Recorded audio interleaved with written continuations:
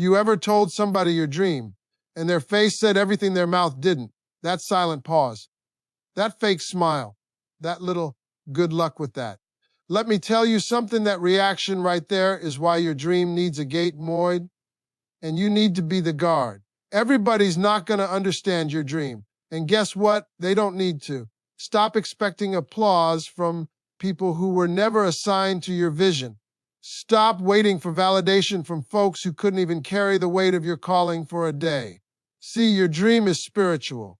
It's personal. It was planted in your heart, not theirs.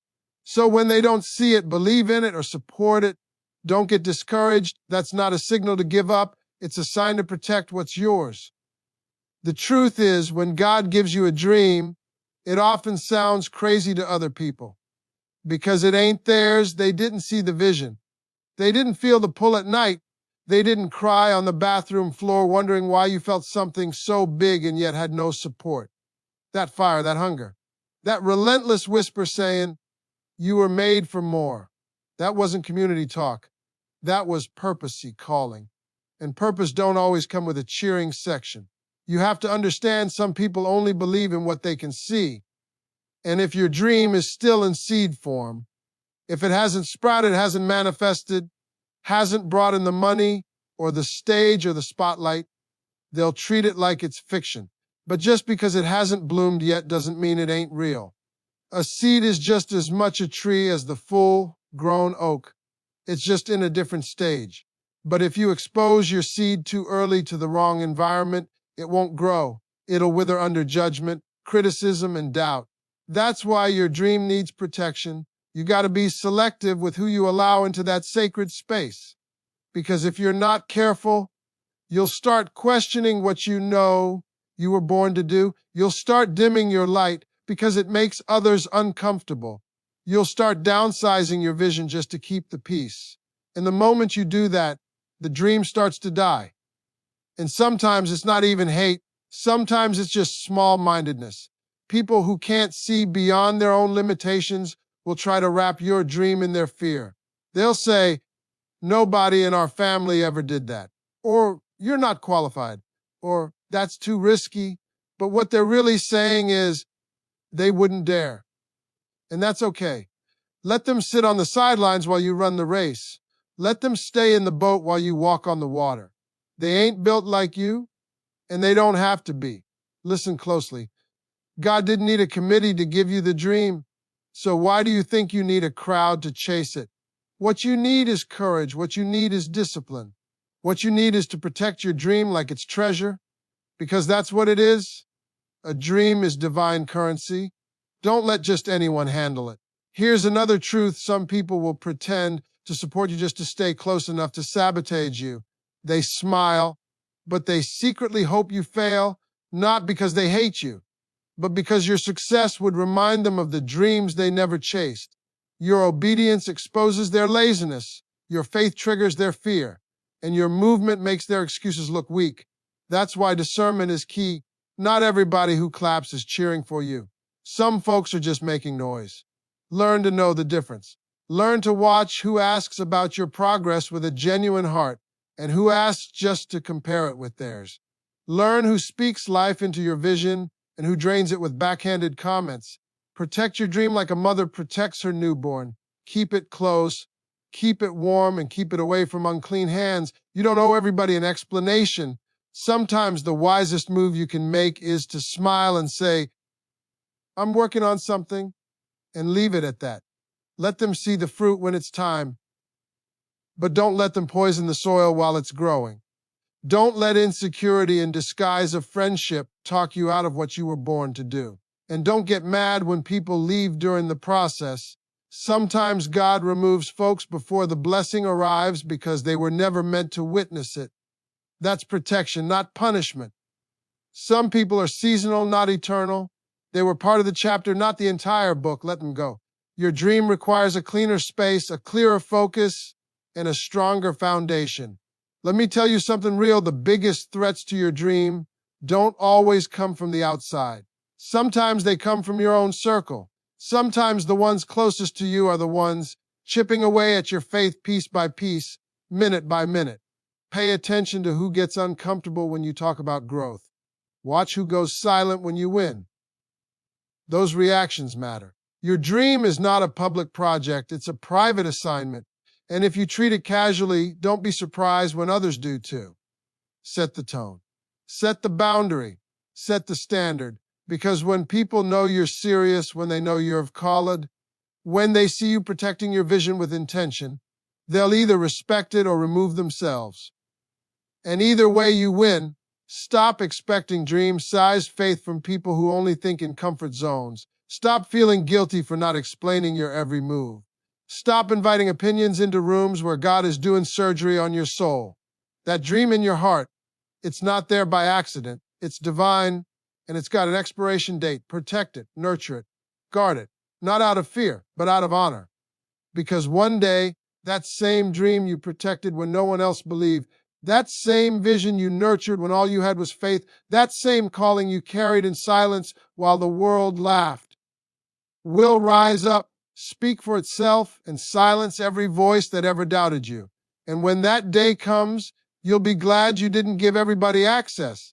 When you give the wrong people too much access to your life, your mind, your goals, you also give them access to your power. And let me tell you something that'll change your life. Too much access leads to too much influence. And the wrong influence can slowly kill your confidence, your direction, and your God-given fire. See, not everybody is meant to sit in your front row. Not everybody is qualified to speak into your dream. But when you don't set those boundaries, when you let everybody in without discernment, you open the door for voices that were never meant to be part of your vision. People have a way of planting seeds with their words. Some plant encouragement, while others drop doubt and fear without even realizing it. Are you sure that's going to work? You know how hard that is, right? I mean, that's not really you, though. And at first, it sounds like concern. It sounds like care. But over time, those little suggestions stack up. And before you know it, you're watering someone else's fear and wondering why your confidence ain't growing. Let me break it down even clearer. When you open your dream up to too many opinions, you dilute your own clarity. You can't hear God clearly when everybody else is speaking over him. You can't move with boldness when you're constantly checking with the committee. And you certainly can't walk in purpose when you're still trying to make everybody else comfortable. There's a reason we say, too many cooks spoil the stew. Too many hands in your dream will mess up the flavor. And too many voices will pull you in directions you were never meant to go. One person tells you to play it safe. Another says take the risk. Someone else says you're not ready. And now you're stuck, not because you don't believe in yourself, but because you've let too many other people shape your belief. Here's what's real: influence is powerful, and the people you give access to your life will influence how you think, how you move, and how you view yourself. That's why you have to guard your space like it's sacred, because it is. You are building something eternal, something divine, something bigger than just making money or being seen. You're building legacy. You're building purpose. And you cannot afford to let the wrong voices steer your ship off course. You got to be intentional about who gets close to you, who gets to hear your struggles, who gets to hear your strategy, who gets to witness your vulnerable moments. Because people will speak fear into you and call it love. They'll talk you out of your elevation and call it concern. They'll label their limitations as your protection, when all they're doing is projecting. And here's the worst part: when you give the wrong people too much influence, you start second guessing the very thing you were once sure of. Your energy gets drained, your passion starts to fade, not because the dream changed, but because you gave somebody the keys who never should have had access to the front door. And once they get in, they rearrange the furniture of your mind. They sit in the living room of your heart and leave behind clutter. Now you're confused, discouraged, uncertain. But it's not that you weren't called. It's that you let too many unqualified voices decorate your destiny. You need to reclaim control of who has influence in your life. Ask yourself, does this person build me up or break me down? Do they push me closer to purpose or pull me into fear? Are they watering my growth or are they stepping on my roots? These are not emotional questions, these are survival questions. Because your dream is too important, too sacred, too rare to be managed by people who don't even manage their own lives well. Stop mistaking closeness for qualification. Just because someone's known you a long time doesn't mean they understand what God's doing in you right now. Familiarity can be the enemy of destiny, and sometimes the very people who watched you grow are the ones least able to see your potential because they're stuck on who you used to be, not who you're becoming. You must understand influence is of choice. You get to decide who shapes your thinking, who sits at your table, who helps guide your next move. Just because they're loud doesn't mean they're wise. Just because they're older doesn't mean they're right. And just because they love you doesn't mean they understand. You stop handing your dream over to people who only know you in your past season. This next chapter requires people who can speak to your future. And let's talk about energy for a second. You can't build anything if your energy is always being drained. And nothing drains you faster than people who don't believe in you, don't challenge you, or don't align with your values. When you give those people influence, it shows up in how you move. You start shrinking. You stop showing up fully. You play small because their doubt becomes your soundtrack. But baby, you were not made to be a background singer in someone else's story. You've got a spotlight with your name on it, but you'll never step into it if you keep letting the wrong people pull the curtain closed. It's time to set some boundaries. Time to reevaluate who gets access and why. You don't have to be rude. You don't have to make a scene. Just get intentional, quietly shift the access. Pull back where you need to, reclaim your mental space, and don't feel guilty for protecting your peace. That's not selfish. That's stewardship. Because here's the truth, when you limit access, you increase focus. When you reduce the noise, you hear God clearer. When you cut off distractions, you move faster. And when you remove toxic influence, you rise higher. Your dream is too expensive to be shared with people who can't afford to believe in it. Your purpose is too sacred to be shaped by voices that don't honor it. And your future is too bright to be dimmed by people who never lit a match in the first place.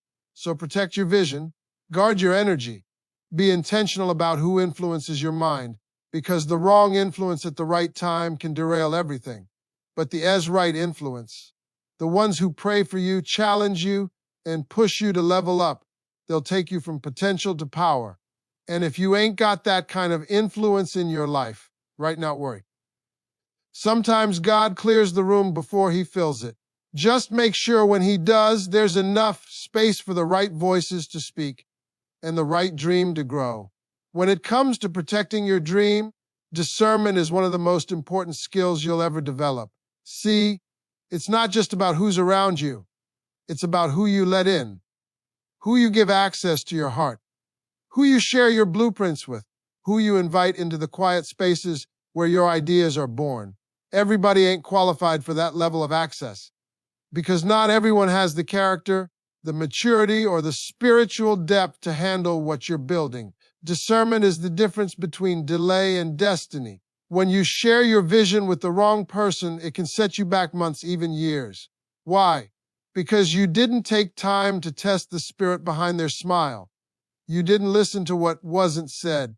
You were so eager to be understood that you gave your pearls to people who trampled them. That's why the Bible says, don't cast your pearls before swine. It's not calling people pigs.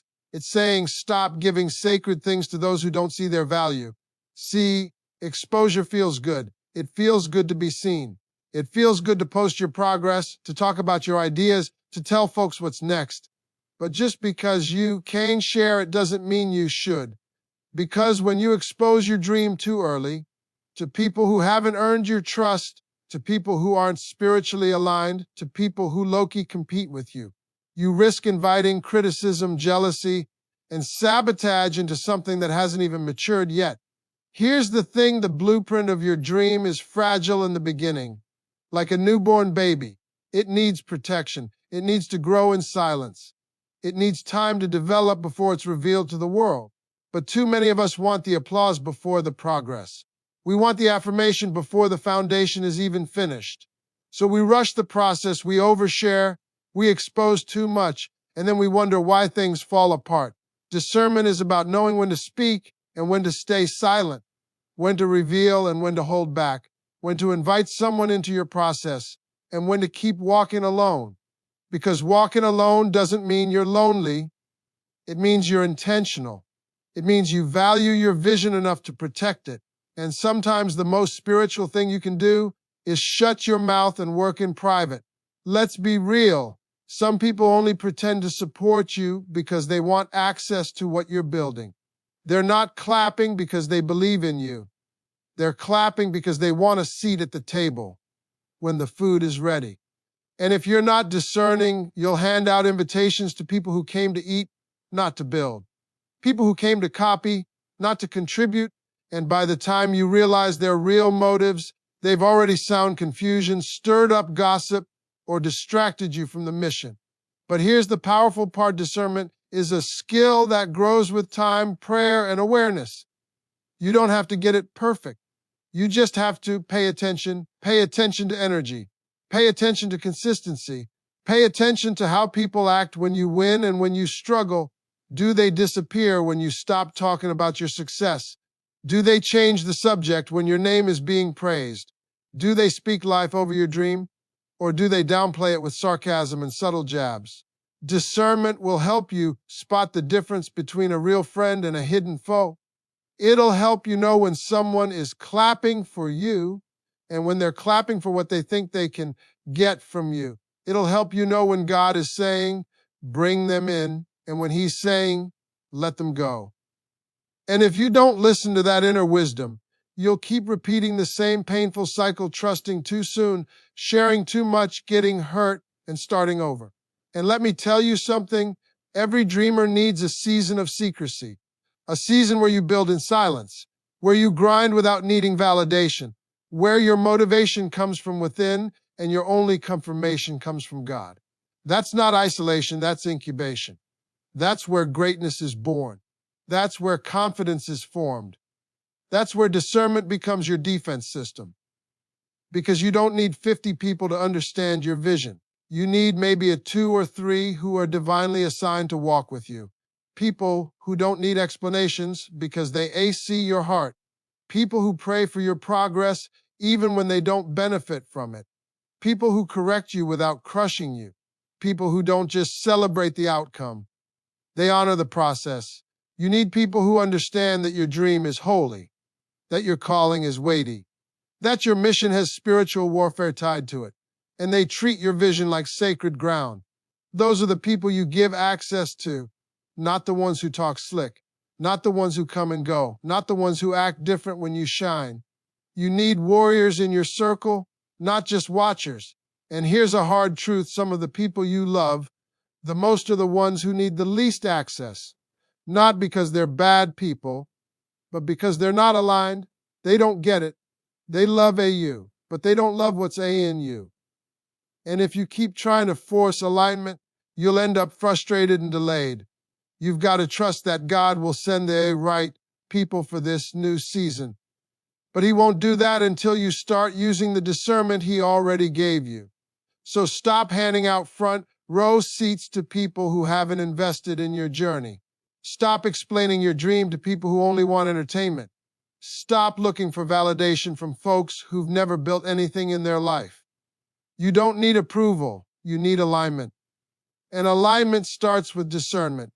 Your future depends on your ability to protect your vision. Your peace depends on your ability to guard your space. And your success depends on your ability to listen to that still small voice that says, don't share this yet. Don't trust them with that. Don't open the door this time.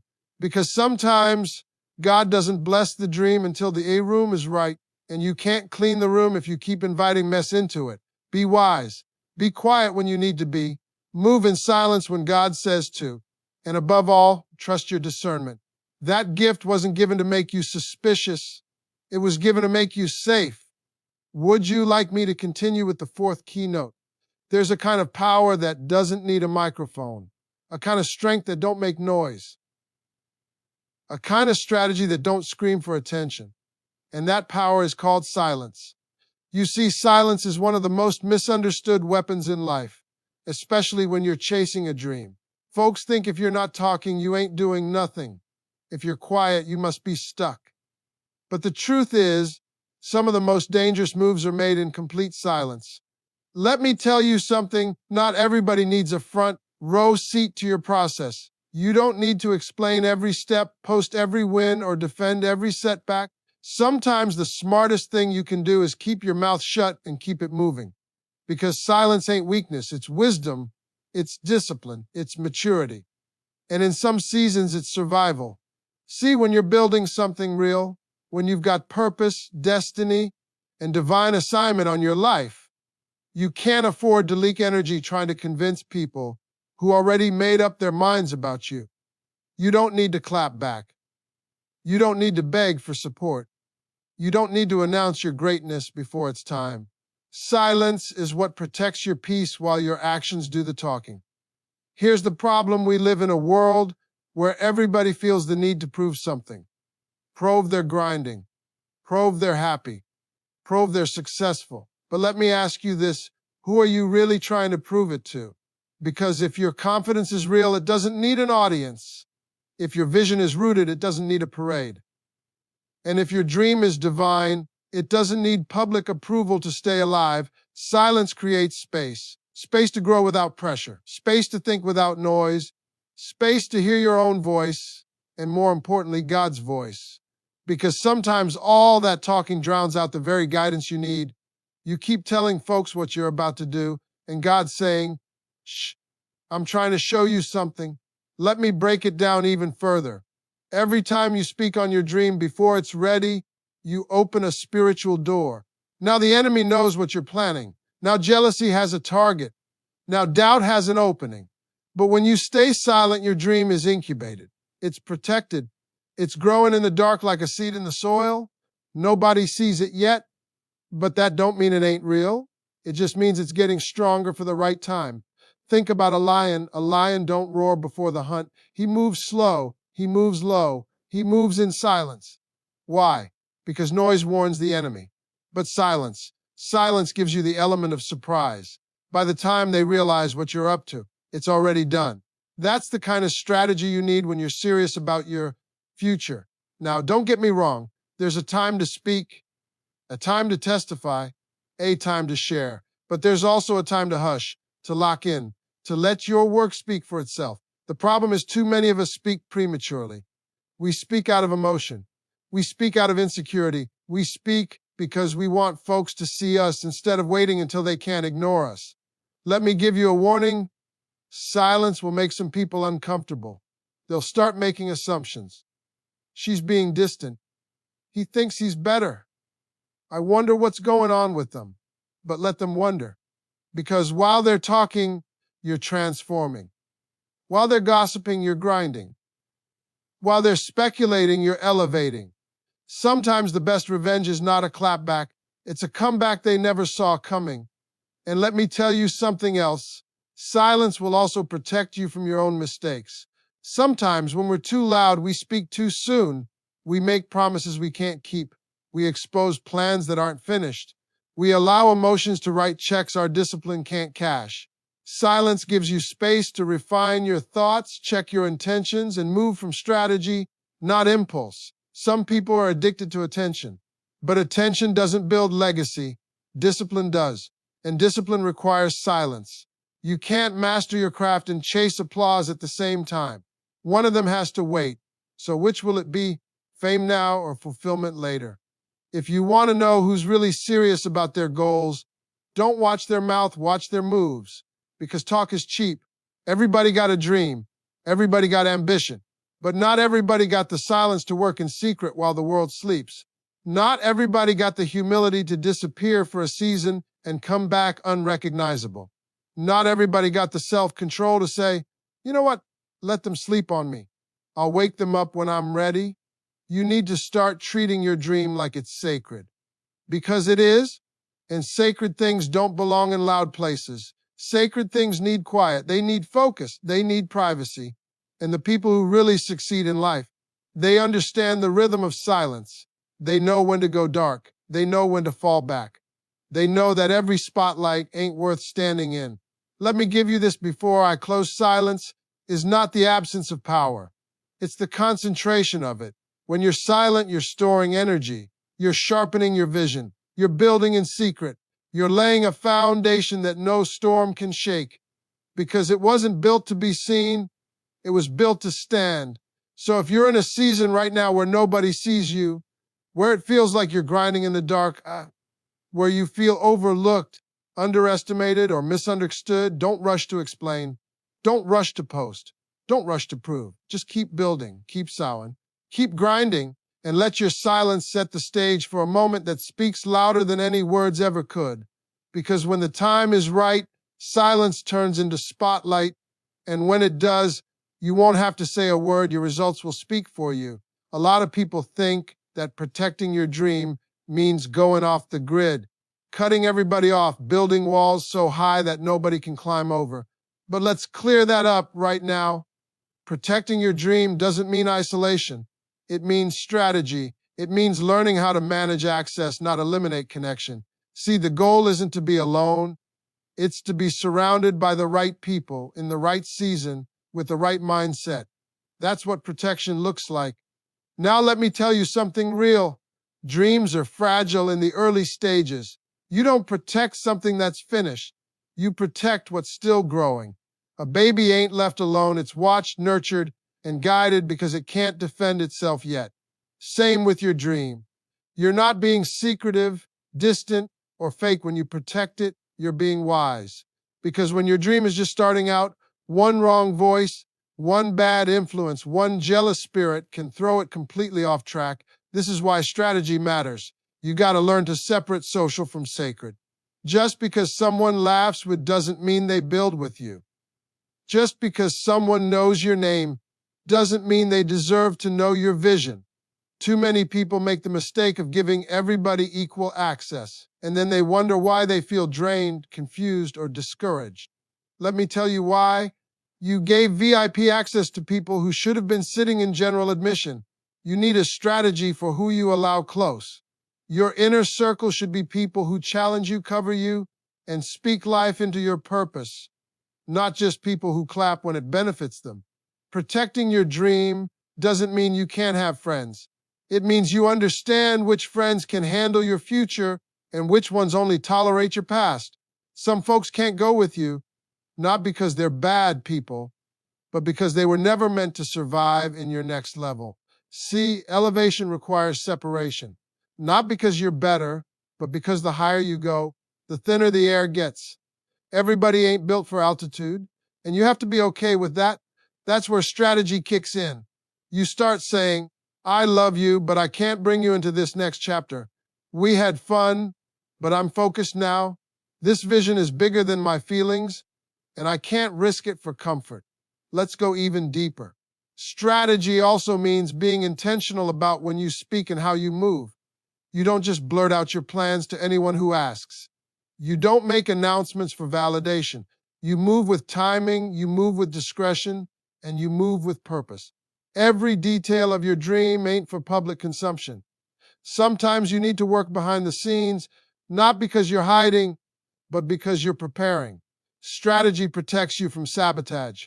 The enemy can't attack what he doesn't know. People can't criticize what they haven't seen. Jealousy can't grow where access is denied. When you build in silence and move with intention, you limit the damage that can be done. That's not isolation. That's protection. That's chess, not checkers. That's wisdom doing its job. And here's another truth. Protecting your dream also means protecting yourself. You can't pour out of an empty cup. You can't lead others when you're emotionally exhausted. You can't walk in purpose if you're distracted by drama.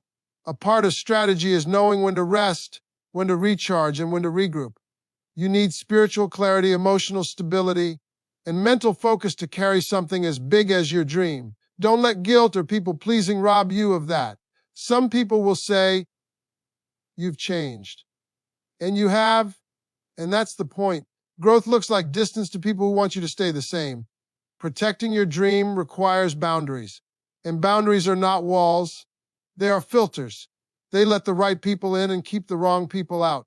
They preserve your peace and prioritize your purpose.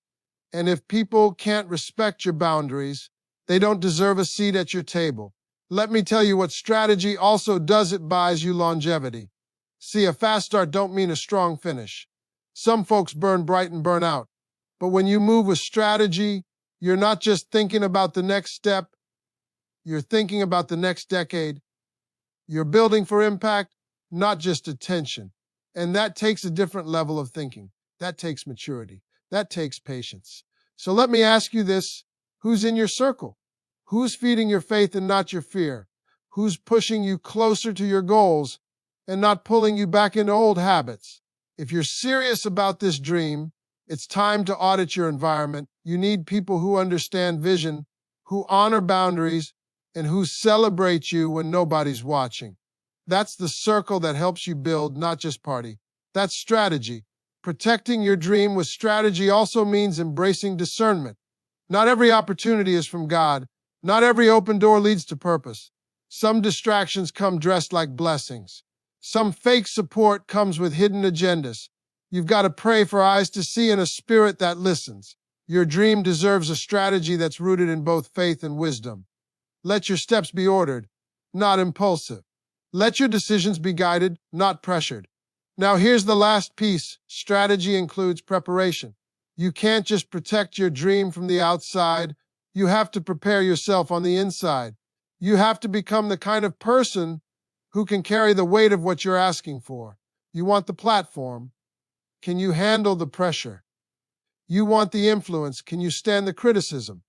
You want the blessing. Can you stay faithful in the waiting? Strategy isn't just about saying no to people. It's about saying yes to discipline, yes to growth, yes to wisdom, and yes to the process. Because when the dream becomes reality, you'll thank yourself for every moment you protected it, nurtured it, and refused to hand it over to people who couldn't carry it. So no, you're not isolating yourself. You're being intentional.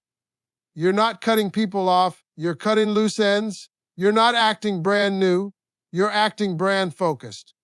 And that kind of strategy, that's what separates people who talk about the dream from people who actually live it.